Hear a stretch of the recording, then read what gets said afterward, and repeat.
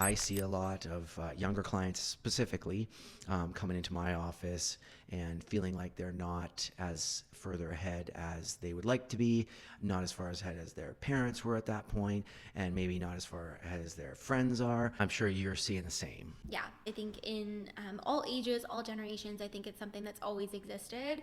But we are living in an era where social media is at our fingertips. And so we have a lot more material to expose ourselves to where we are making those comparisons, of ourselves to other people. We can sometimes get stuck in this trap of, I'm not doing enough. I'm failing in some way. What's wrong with me? Everyone else is further along than me.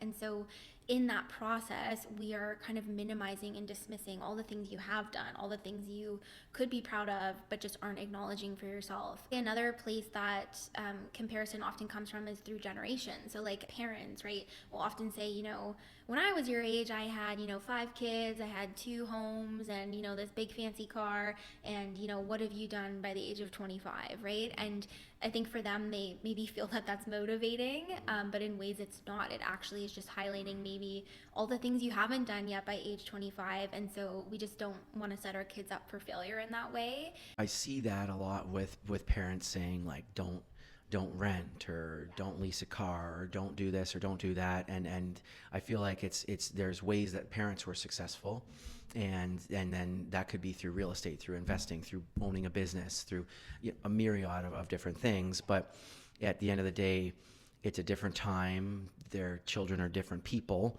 and it's not often going to be the same way, and those tips and advice and that wisdom and experience is great, but to say that's the only way to do it, I think is unfair to the kids sometimes. And so we just want to be really intentional about, noticing when we're getting stuck in that, pressing pause, and being able to maybe acknowledge, hey, like, what have I done? Like, what can I be proud of? Because your version of success might look different than someone else's, and that's okay.